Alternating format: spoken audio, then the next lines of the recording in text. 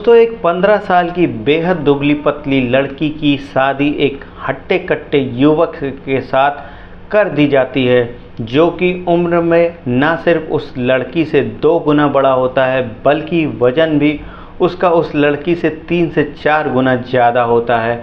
अब जब शादी करके वह लड़की अपने ससुराल जाती है और रात को अपने कमरे में बैठी थी, तभी उसका वह पति उसके कमरे के अंदर आता है, जिसको देखते ही उस लड़की को ऐसे लगता है कि जैसे कोई राक्षस आ गया हो और बुरी तरह से वह डर जाती है, कांपने लगती है, उससे रहम की भीख मांगती है।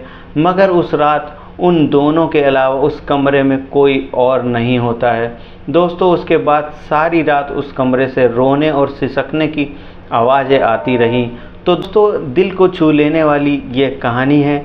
आइए जानते हैं पूरी कहानी इस वीडियो में। लेकिन वीडियो में आगे बढ़ने से पहले बस वही एक छोटी सी रिक्वेस्ट कि वीडियो को लाइक कर दीजिए, चैनल को सब्सक्राइब कर लीजिए, ताकि मेरा मोटिवेशन बढ़ता रहे। दोस्तों, आज की ये कहानी है पश्चिम बंगाल के मुर्शिदाबाद ज़िले की। एक व्यक्ति जिसका कि नाम राजीव होता है।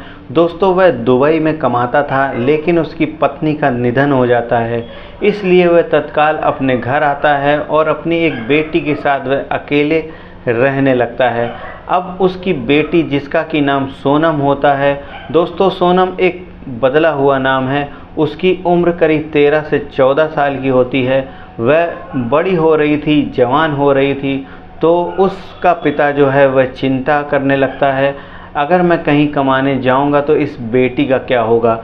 इसलिए वह एक तलाकशुदा महिला से अपनी दूसरी शादी कर लेता है।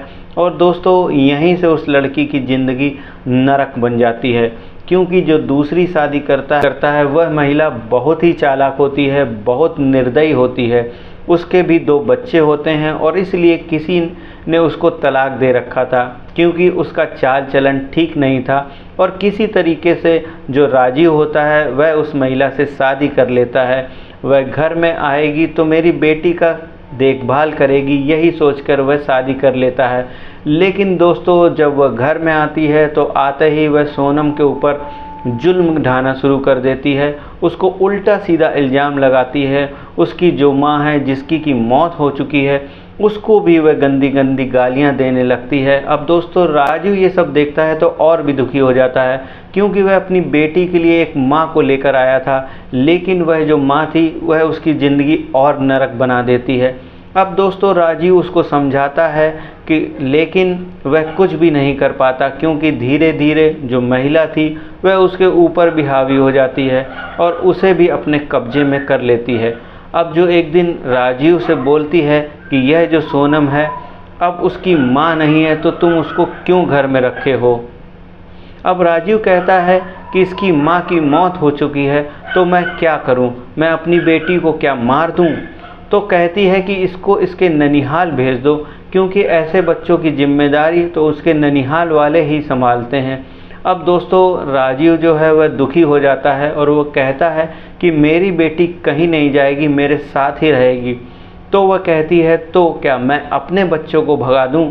फिर इस पर राजीव कहता है कि तुमने और मेरे बच्चे लगा रखा है, अरे सारे बच्चों की जिम्मेदारी अब हमारी है, हमें इनको पालना चाहिए, इनको संभालना चाहिए, इनकी देखरेख करनी चाहिए। फिर वह महिला कहती है, मैं इसकी देखभाल नहीं कर सकती। तो राजीव कहता है, तुमको इसकी देखभाल करने की कोई ज़रूरत नहीं है, क्योंकि यह खुद 13-14 साल की हो गई है और यह अपनी देखरेख खुद कर सकती है। मैं तुम्हें इसकी सुरक्षा के लिए लाया था, लेकिन तुम ही इसके लिए सबसे बड़ी परेशानी बन गई हो। अब दोस्तों, इस तरीके से उनके बीच में जो नोक झोंक है, जो तकरार है, वो होती रहती है। लेकिन जो राजीव था वह दुबई में काम करता था और उसे अंततः उसको एक दिन दुबई जाना पड़ता है। लेकिन जाते वक्त उसको इस बात की बेहद चिंता थी कि मेरे जाने के बाद यह मेरी बेटी का क्या हाल करेगी। दोस्तों, फ़िलहाल वह दुबई चला जाता है।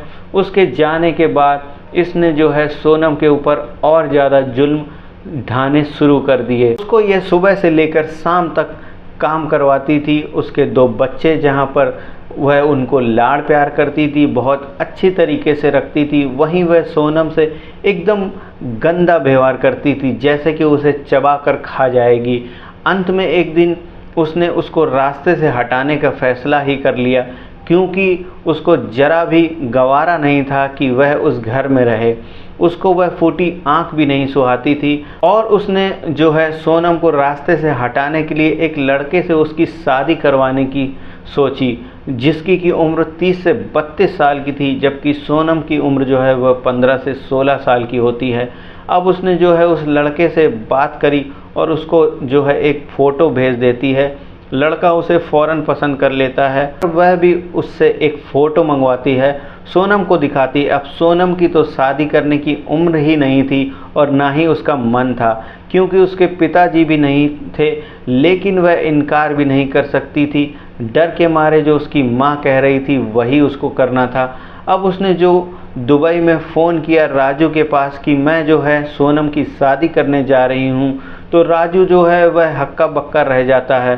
वह बोलता है कि इतनी भी जल्दी क्या है, मेरी बेटी तो अभी 15-16 साल की है, अभी तो वह 18 साल की भी नहीं हुई और मैं घर पर भी नहीं हूँ, ऐसे में तुम किसी से शादी उसकी कैसे कर दोगी। वह कहती है कि नहीं, लड़का बहुत अच्छा मिल गया है और मैं इसकी शादी करके ही रहूँगी।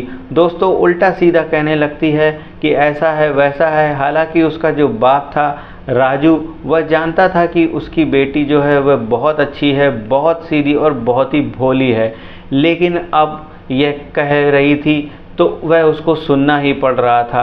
अब वो अभी सोचता है कि मैं तो 3 सालों के लिए दूर हूँ और इन 3 सालों से पहले मैं वापस भी नहीं जा सकता, तो बेचारी वह क्या करेगी। उससे अच्छा है कि अगर उसकी शादी हो जाएगी, वह किसी दूसरे के घर पर जाएगी, तो शादी के बाद शायद वह उस घर में सुखी ही रहेगी।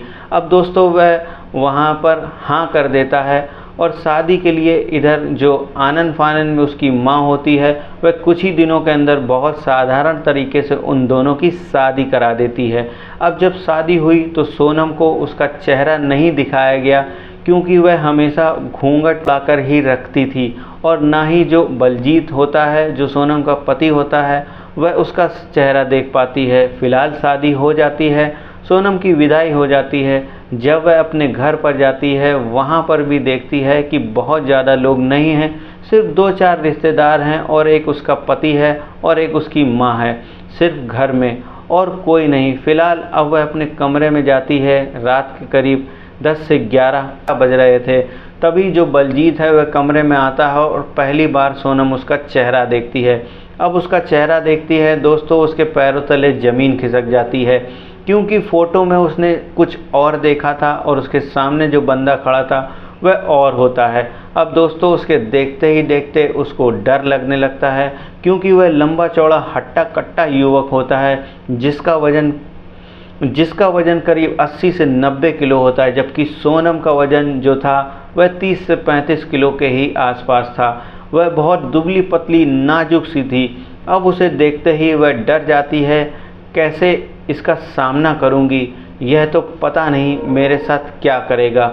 दोस्तों वह सिमट के बेड के एक कोने पर चली जाती है और बलजीत जो होता है वह बेड पर बैठता है, तो ऐसा लगता है कि जैसे बेड ही टूट जाएगा। अब वह डर जाती है, कांपने लगती है और वह पसीना पसीना हो जाती है।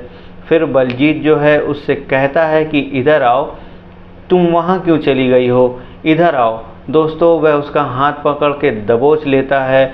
अब वह जो है वह डर जाती है, लेकिन जैसे ही वह उसका चेहरा देखता है तो वो कहता है क्या बात है, देखने में तो लग ही नहीं रहा था कि तुम्हारी उम्र 20 साल की है। अब दोस्तों सोनम कहती है कि मेरी उम्र कहाँ 20 साल की है, मेरी उम्र तो 15-16 साल की है। अब इतना सुनते ही जो बलजीत था वह सन्न हो जाता है, कहता है क्या बात कर रही हो तुम्हारी उम्र कैसे 15-16 साल की है, तुम्हारी उम्र तो 20 साल की बताई गई है, और जब तुम्हारी उम्र इतनी है तो तुमने शादी क्यों करी। अब दोस्तों इतने ही जो सोनम थी उसने कहा कि मैंने कहाँ आपसे शादी करी है, आपने ही तो मुझसे शादी करी है। और उसने अपने पर्स में एक छोटा फ़ोटो निकाला और उसको दिखाते हुए बोली कि यह कौन है, तो बोलता है कि यह मेरी ही फ़ोटो है, बहुत पुरानी है। फिर बलजीत कहता है कि लेकिन तुम्हारी भी तो वो एक फ़ोटो मुझे दिखाई गई थी, तुम उसमें भी तो मैच नहीं कर रही हो। दोस्तों अपने पर्स से वह एक फ़ोटो निकाल कर उसको देता है, तो वह कहती है कि मेरा फ़ोटो तो यह नहीं है, मैंने ये फ़ोटो कभी नहीं खिंचवाया, कौन सा फ़ोटो है आपके पास। दोस्तों वह जो फ़ोटो उसे दिखाता है वह चौंक जाती है, कहती यह फ़ोटो तो मेरी उस माँ की है जो मेरी सौतेली माँ है, उसकी कोई पुरानी फ़ोटो लग रही है। अब दोस्तों इसके बाद बलजीत कहता है कि तभी मैंने उस महिला से कहा कि आपकी और आपकी लड़की की शक्ल मिलती है, तो इसने कहा कि क्यों नहीं मिलेगी, वह मेरी बेटी है। अब इस पर दोस्तों जो सोनम थी वह कहती है वह मेरी माँ नहीं है, मेरी सौतेली माँ है। अब शादी की पहली रात ऐसे ऐसे खुलासे हो रहे थे जिसकी कोई कल्पना भी नहीं कर सकता, जिसका कोई भी हिसाब नहीं था। दोस्तों बलजीत जो है वह अपना सर पकड़ के बैठ जाता है, कहता है कि इतना बड़ा फ्रॉड हुआ है मेरे साथ, तुम 15-16 साल की हो और उसने अपना फ़ोटो दिखाकर 20 साल की बताकर तुम्हारी शादी मुझसे करा दी, अब मैं क्या करूं तुम्हारा। अब सोनम कहती है कि मुझे माफ़ कर दो, मेरी इसमें कोई गलती नहीं है। वह रोने लगती है, वह कहता है यार तुम रोना धोना बंद करो, और तुम्हारी माँ ने मुझसे 50,000 भी लिए थे शादी के खर्च करने के लिए, उसने कहा हमारे पास कोई पैसा नहीं है, सिर्फ हमारी लड़की है, मैंने उसे 50,000 भी दिए तुम्हारी शादी के लिए खर्च करने के लिए, और इस तरीके से मुझसे झूठ बोला गया। दोस्तों वह जो है अपना सर पकड़ के वहाँ पर बैठ जाता है। अब दोस्तों वह रोने लगती है, बलजीत बैठा था सर पकड़कर, उसका सर दर्द करने लगता है। वह सोनम से कहता है कि यार रोना धोना बंद करो, अगर कोई ठंडा तेल वगैरह तुम्हारे पास हो तो आकर मेरे सर पर लगा दो, मेरा सर दबा दो, मेरा सर बहुत दर्द करने लगा है।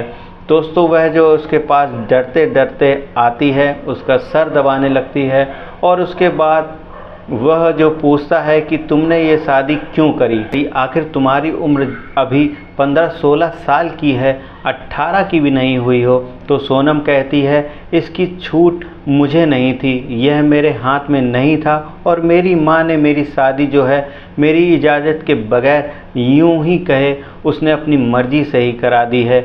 अब दोस्तों जो बलजीत होता है उसको समझ में नहीं आता था कि वह अब करे तो क्या करे, वह कहाँ जाए। उसने बोला कि तुम्हारी उम्र इतनी है, मैं क्या करूँगा तुम्हारे साथ मैं क्या कर सकता हूँ।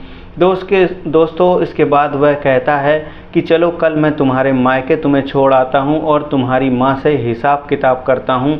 दोस्तों उसके बाद वह धीरे धीरे उसका सर दबाती है और वह सो जाता है, और सोनम जो है वह भी लेट जाती है, लेकिन सारी रात वह रोती है, सिसकती रहती है, क्योंकि उसे समझ में नहीं आ रहा था कि अब क्या होगा, अब उसके साथ क्या हो रहा है। एक तो उसको देखकर वो डर रही थी, दूसरा यह सोच रही थी कि अगर यह मुझे कल लेकर वहाँ पर जाएगा तो उसकी माँ तो उसे मार ही डालेगी। दोस्तों उसके बाद यह सब कुछ सोचते हुए सुबह हो जाती है, और बलजीत जो है वह उठता है, नहा धो के फ्रेश होता है। उसके बाद उससे कहता है कि तुम तैयार हो जाओ, मैं गाड़ी मंगा रहा हूँ और चलना है तुम्हारे मायके। वह कहती है कि नहीं, मैं अपने मायके नहीं जाऊंगी, अभी मैं फ़िलहाल नहीं जाऊंगी, मुझे कुछ दिन का मौका दे दो, क्योंकि वह जानती थी कि वहां जाने के बाद उसका क्या होने वाला है। लेकिन बलजीत कहता है कि नहीं, मुझे मुंबई जाना है और मैं तुम्हें छोड़कर ही उसके हिसाब किताब करके ही जाऊंगा। लेकिन दोस्तों वह कहती है प्लीज़ मुझे कुछ दिनों का मौका दे दीजिए, मैं आपका सारा काम करूंगी, आपके घर में जैसे रहती हूँ वैसे ही रहूंगी, लेकिन अभी मुझे वहाँ पर लेकर मत चलिए, मैं अपने पापा से बात करूंगी। अब दोस्तों उसके बाद धीरे धीरे 2-3 दिन बीत जाते हैं, 4 दिन बीतते हैं, 15 दिन, 1 महीना बीत जाता है। अब सोनम और बलजीत जो हैं एक साथ रहते हैं, खाते पीते हैं, उठते बैठते हैं, कहीं मार्केट भी घूमने चले जाते हैं, लेकिन कमरे में अलग अलग दोनों सो जाते हैं। अब दोस्तों उन दोनों के बीच में क्या चल रहा था ये बलजीत की माँ को भी नहीं पता था, जो कि उसी घर में रहती थी। 1 महीने के अंदर जो बलजीत है उसने उसका इतना ख्याल रखा कि जिसका कोई हिसाब ही नहीं, जैसे कि लोग अपनी पत्नी का रखते हैं उसी तरीके से वह उसका ख्याल रखा था। अब उसके लिए वह कपड़ों का, उसके खाने पीने का, और 1 महीने के अंदर वह जो है अच्छी खासी दिखने लगती है, उसका वज़न भी थोड़ा सा बढ़ जाता है। अब दोस्तों वहाँ पर रहते 1 महीना बीत गया था। 1 महीने के अंदर सोनम को किसी बात की कोई तकलीफ़ नहीं हुई थी। बलजीत जो कि धीरे धीरे उसको डर लग रहा था, वह डर भी उसका दूर हो गया था।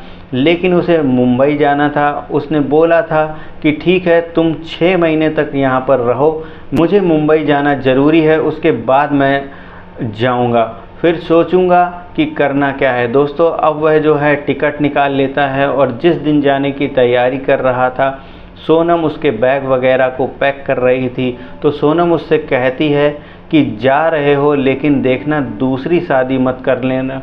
तब बलजीत उसकी बात सुनकर कहता है क्यों, दूसरी शादी तो करनी ही पड़ेगी। तो कहती है क्यों, मैं नहीं हूँ क्या घर में, मैं तुम्हारी पत्नी नहीं हूँ। अब दोस्तों जब बलजीत सुनता है तो उसके चेहरे को निहारने लगता है। कहता है क्या बात कर रही हो, तुम्हारी उम्र इतनी है और तुम मेरी उम्र से 2 गुने का अंतर है। तो कहती है कोई बात नहीं, जो हुआ सो हुआ।